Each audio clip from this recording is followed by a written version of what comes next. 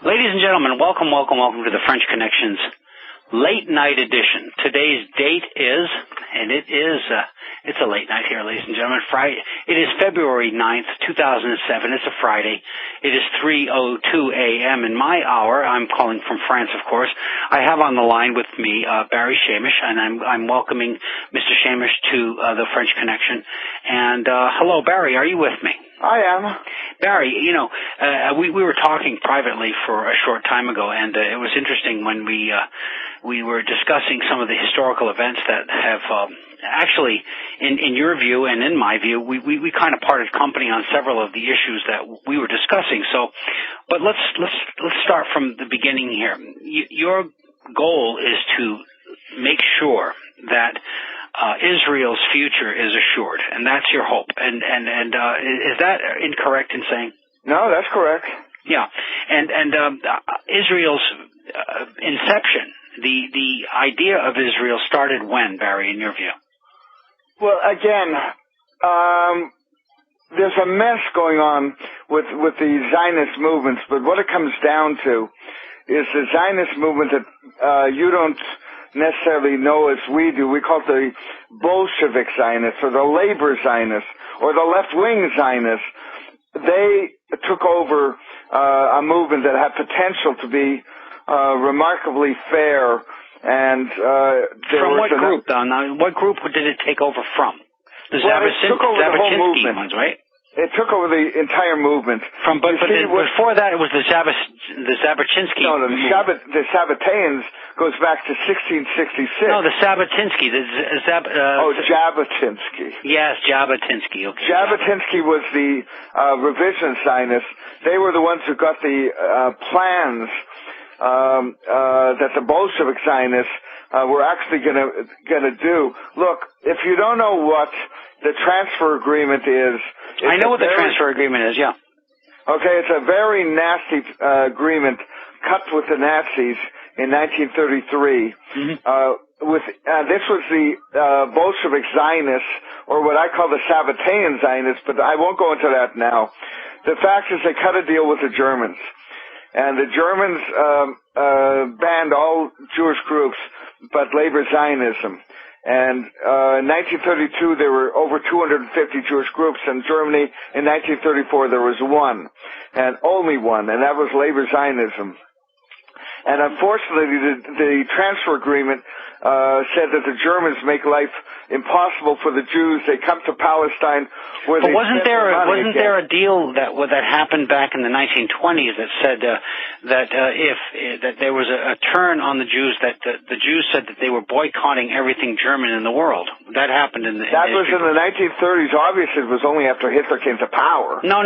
This was before that. Why would there be an anti-German before Hitler came to power? Why would there be an anti-German? No, the German Jews actually were encouraged to turn on Germany by people like Mr. Baruch and Morgenthau. This is silly.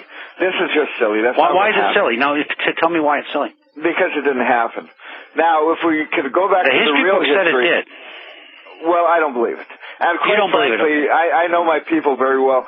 Mr. Baruch and all the people, excuse me.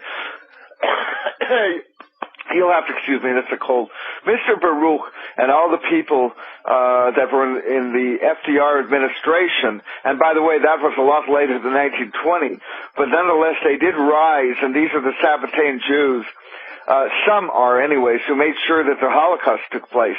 That's a different history. You're mixing things up. Now, let's go backwards. There was an agreement signed. It was by the Jewish Agency of Israel, of Jerusalem, that the Germans would make life so rotten that German Jews would come to Palestine. And they got about 80,000. I've heard the figure 60 to 80,000 came to Palestine. Then the British cut off the gates of Palestine and left all the Jews of Europe to face their own masters. It was awful. It was the world's most awful deal. The Jabotinsky group went to America and tried to organize riots, street protests, anything against the Nazis, but they were stopped dead by the people yes, but, you are. But there was an action back when the return after the signing of the Balfour documents and the return of these Jewish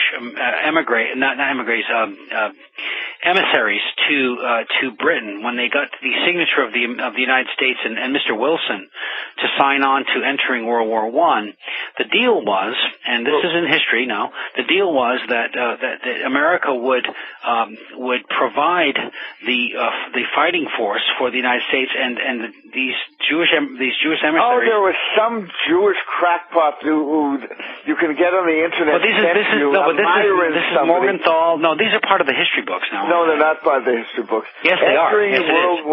Entering World War I is what you're talking about. That's right. And you're claiming that the Jews made made the United States enter World War I to destroy Germany. That's right. Okay, that's what you're saying. There's one person who has ever made that claim, and he's Myron somebody from the 50s. I heard this. Look, Myron Fagan. You mean Myron Fagan? Yeah, that's his name. That's the only time I've ever heard that claim. Now, well, it's actually written in history books. I'll give you a real history. No, but it's actually in the history books. I read this. Yeah, you just turn up, Morgenstern. I don't even know who he Morgenthau. was. Morgenthau. His family still runs New York now. And Brandeis. Yes, Brandeis became a chief justice after Woodrow Wilson. And all of these people got the United States to join the war. Listen, if you want the real history, I'll give you the real history. And it's not a very nice history. According to who, though? What do you mean according to? I'll tell you what. The history according to who, Barry? You go on to Lulu.com. Lulu. Now, who's in charge of the site, Lulu? Just hear me out. This is silly. We're getting nowhere. All you're doing is interrupting every word I say. Nobody can talk like that. But no, I need to know what Lulu is before you can recommend it. You get my book, Shabtai Tzvi, Labor, Zionism, and the Holocaust. Mm-hmm. You type in my name. My name is Chamish. Yep. Chamish. Yep. And you'll get all the books you need to prove whatever you want. But the fact of the matter is... Are they going to prove anything you want or anything that's factual? That's a silly question. Okay? I mean, these are silly questions. Now, if you want to hear me talk... They're not silly questions. I mean, they need to be asked, Barry. No, they don't really. Now, if you want to hear me talk, I'll tell you what happened, and I'll tell you who Theodor Herzl was and when things went wrong. But if you want to instill all these other things, we're not having a conversation. I'm not instilling anything. I'm asking you to clarify. You're not letting me be interviewed. You're just interrupting me. I've never had a worse interview. Now, if you want... it's not going to get better from here. Okay? It won't get better from here, Barry. You're not going to do this, are you? No, it'll never get better from here. What you need to do, Barry, is you need to clarify your sources. No, I don't. You do. This is part of what being. This is what's called. See, Barry. Listen. You have due diligence when you do research, Barry. This is what you need to do. You're really going to lecture me on due diligence? Yes, I am going to lecture you on it, please. Yeah, that site of yours is not due diligence. That site of yours is a mishmash of everything you could pick up that might look bad for Zionism. Listen, the knowledge I have isn't that good to begin with. But unfortunately, if it isn't revealed, we lose Israel. And this is a very difficult thing. Now, I exposed the Rabin assassination. Rabin was not murdered by the kid sitting in prison. He was murdered by Shimon Peres. And this is a very difficult fact for Jews to live with. But I proved it.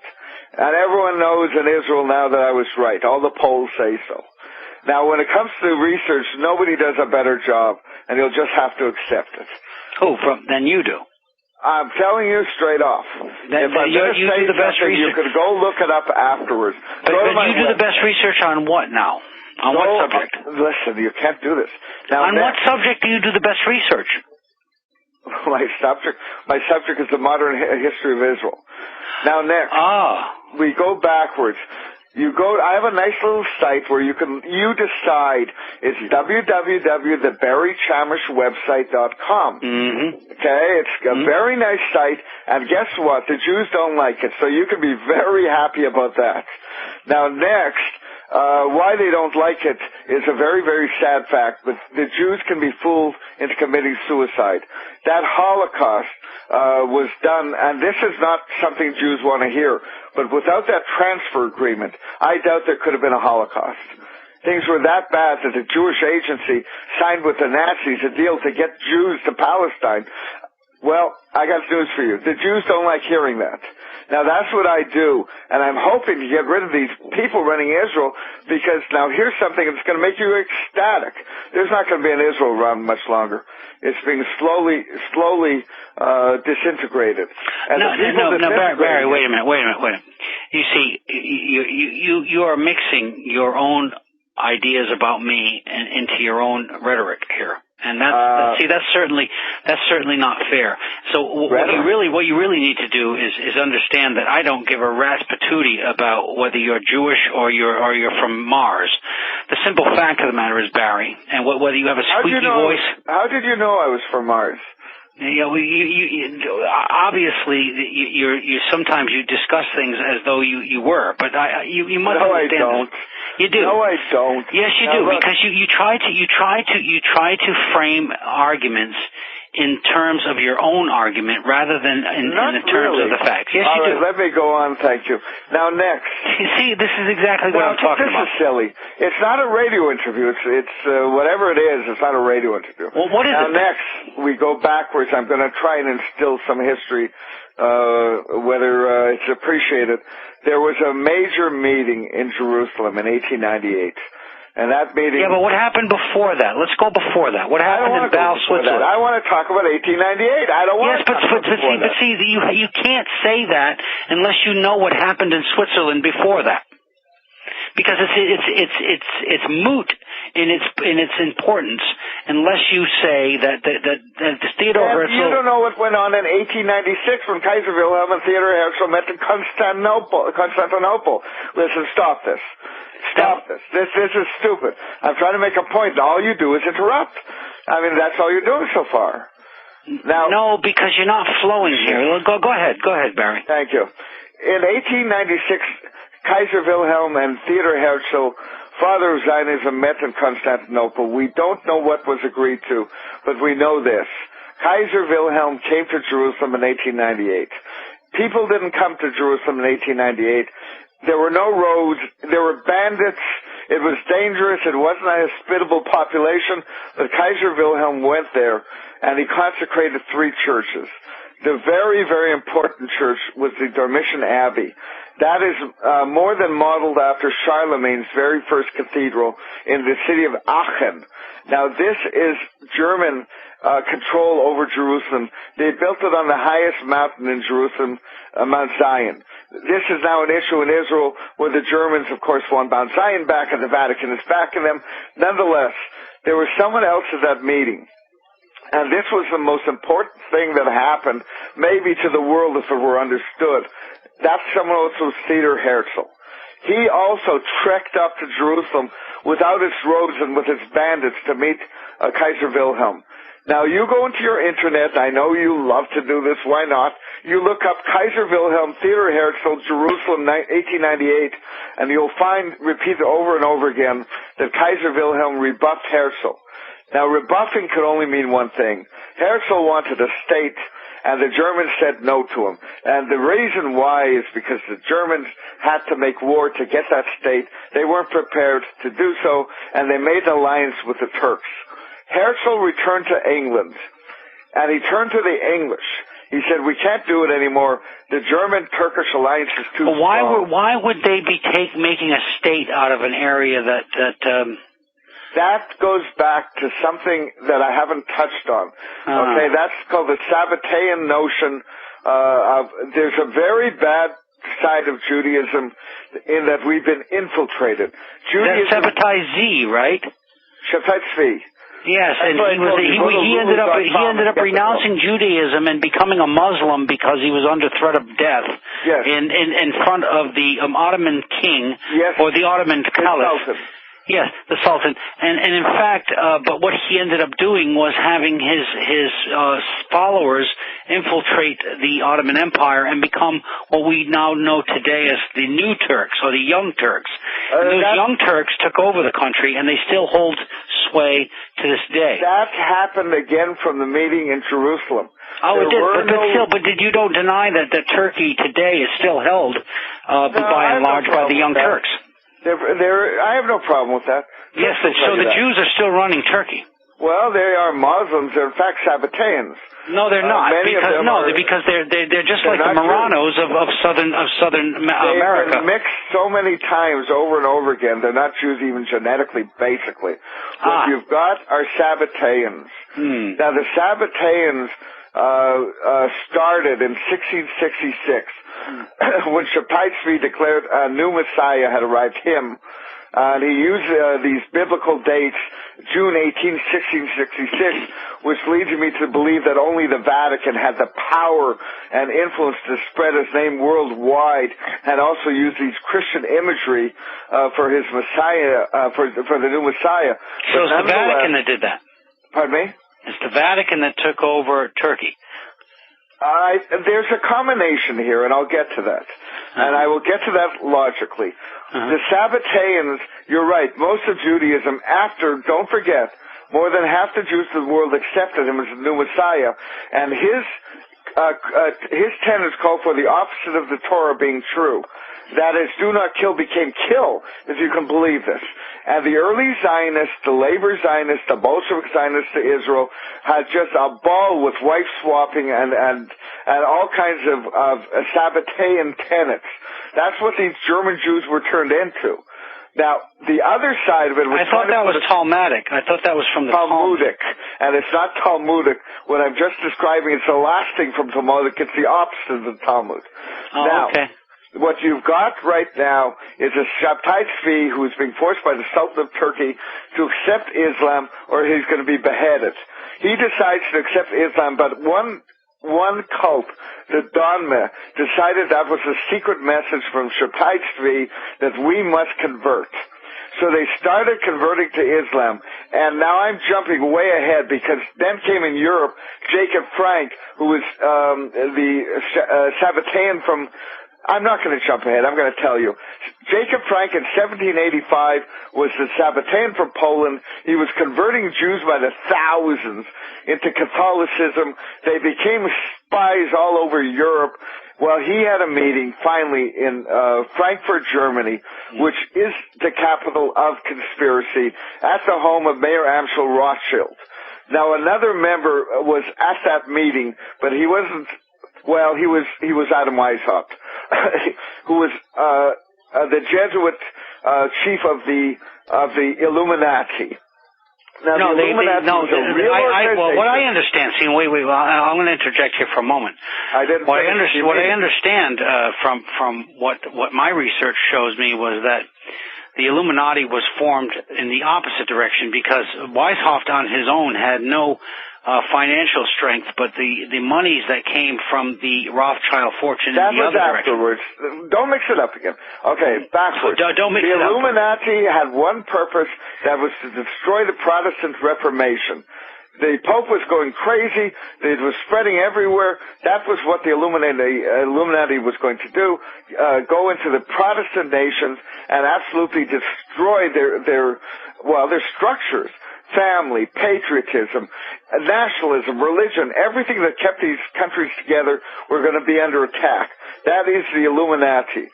Now, there was a meeting between Jacob Frank, who is the new Messiah of the Jews, the European Shabtai Tzvi. He believes that the real Messiah is Shabtai Tzvi.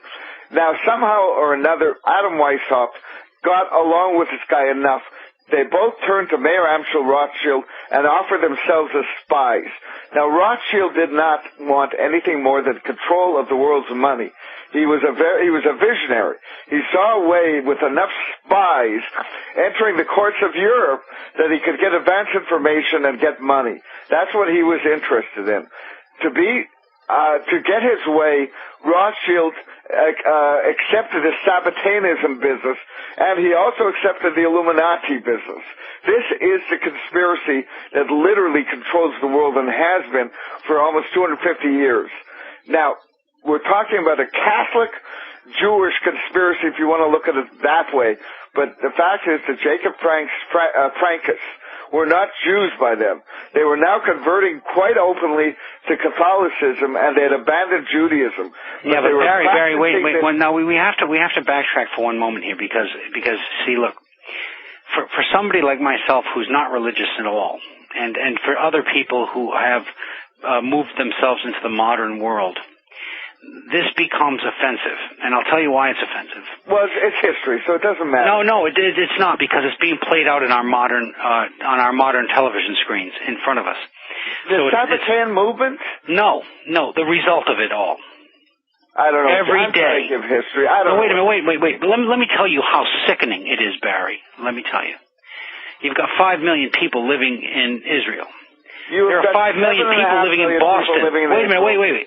There are 5 million people. Wait, Barry, you have to. Jews. I gave you a chance to speak, so let me speak, please. You have 7.9 million people living in Israel, of which 6 million approximately are Jews. Okay, so you got 6 million Jews living in Israel.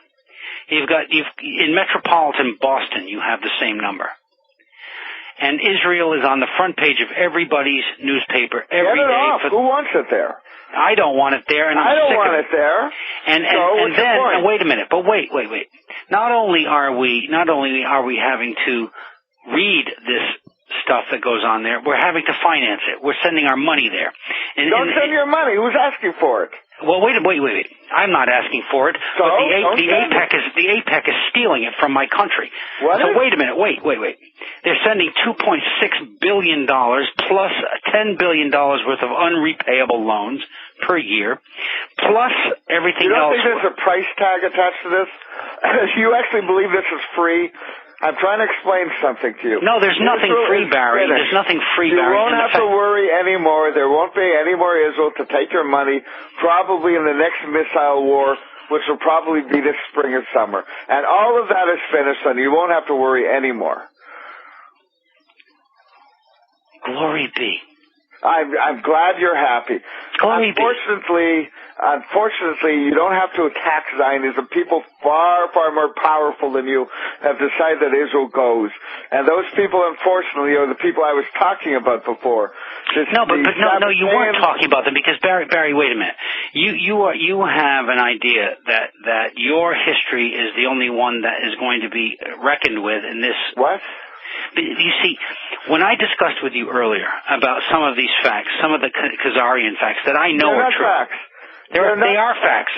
Why aren't they facts? Standard anti-Semitism. That's nonsense. That is absolute nonsense. No, it's not nonsense. It's a fact. It is nonsense. I knew the author. He wrote a beautiful book on the kibbutzim, and I interviewed him. He was a very, very proud Israeli who lived in London. Who wrote the 13th tribe? Arthur Kessler. Where do you think he was? Where do you think he was from? So why did he write a book about where the origins? Where did he write? Why did he write a book about the origins? Semites worldwide took it. If Arthur Kessler was alive today, he would not be happy. There was a tribe, big deal. The royal family converted to Judaism. They did not move en masse to Europe. There's not one Turkish word in Yiddish.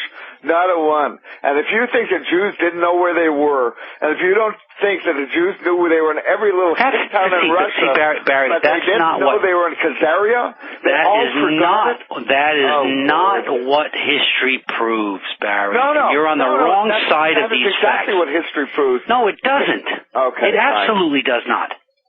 You're right. on the wrong side of these facts. Believe in the Khazarians. Okay, go ahead. Like, I could care less. I got real issues here. And how do you explain Max Warburg spending his entire multi-billion-dollar fortune on the buildup of German factories before World War II? If he in fact did that, he did do that. I have proof of that.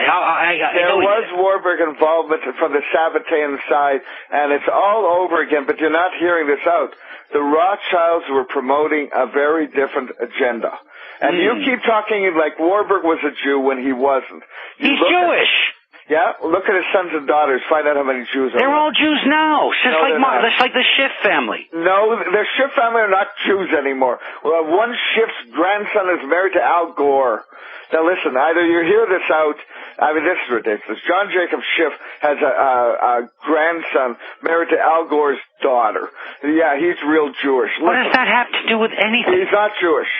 They let it slip. They believe in this Sabbateanism, and we're talking two different languages here. Listen, if you want to attack Jews, you have to look at this business with the Sabbateans. Now, let me explain once again who is going to destroy modern Israel. One is the Vatican Illuminati Jesuit gang, and the second are the Sabbateans, and that's the Council on Foreign Relations.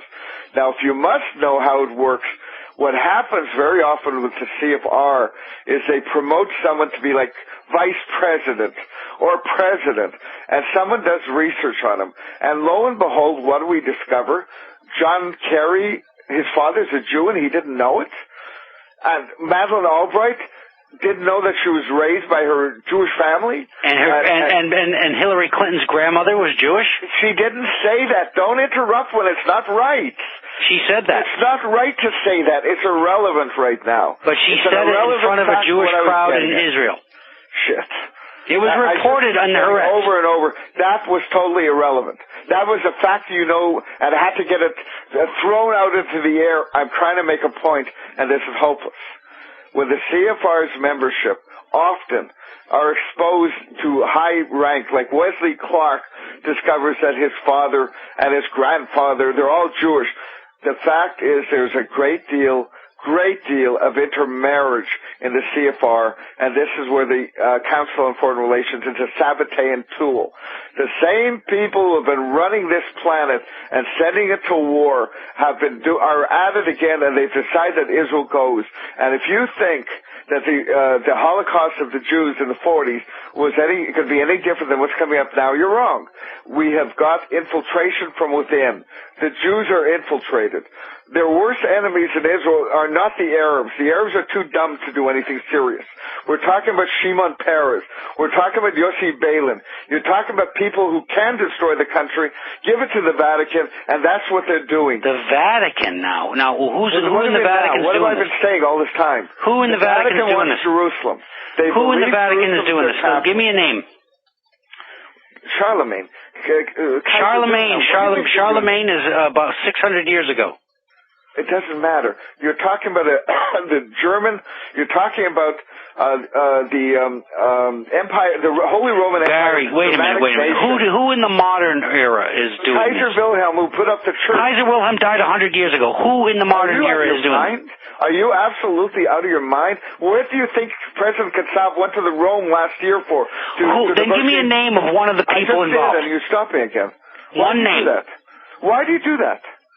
Give me a name. I tried to give you the names, and there you go, blocking it again. No, go ahead. Now you be quiet for a while. This is stupid. Okay? President Katsav went to Germany, went to the Vatican last year to negotiate the end of Israeli hegemony on Mount Zion. The issue in Israel won't go away.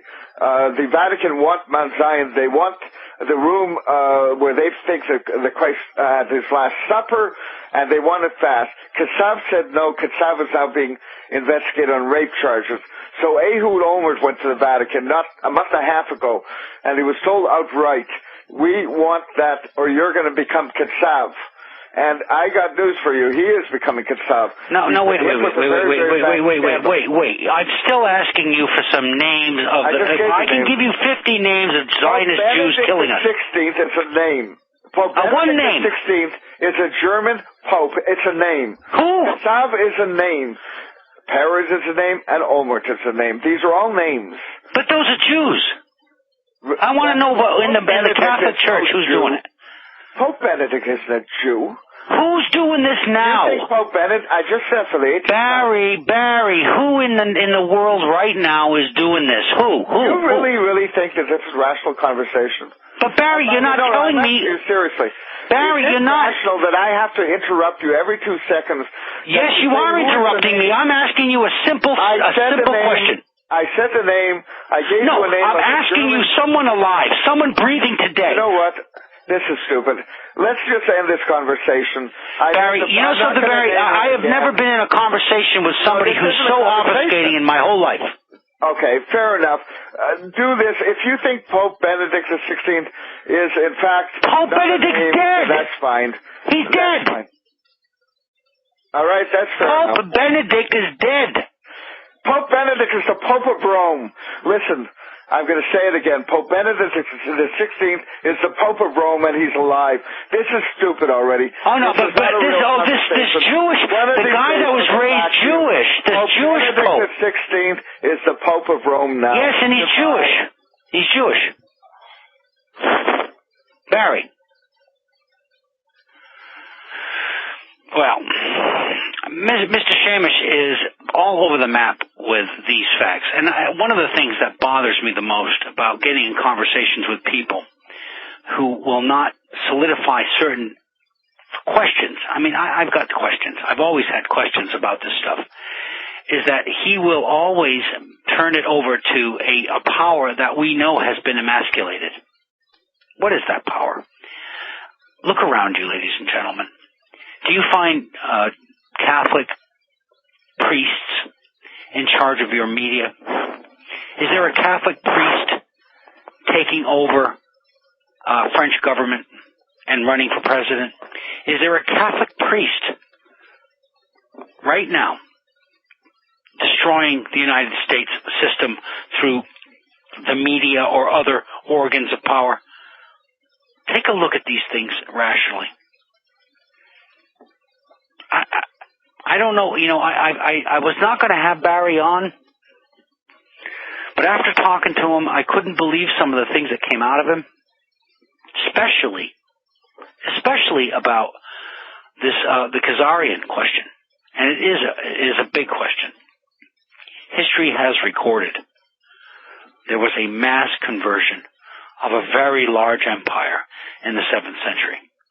Now, what are we to make of that? How are we to figure that white-skinned, blue-eyed people are Jewish when Jews are Semitic? They are Middle Eastern peoples. How do they become white as snow and blue-eyed if it weren't for conversion? So, these are the questions that we need to ask. Anyway, my name is Daryl Bradford Smith. Until the next time, ladies and gentlemen, be well. Bye-bye now.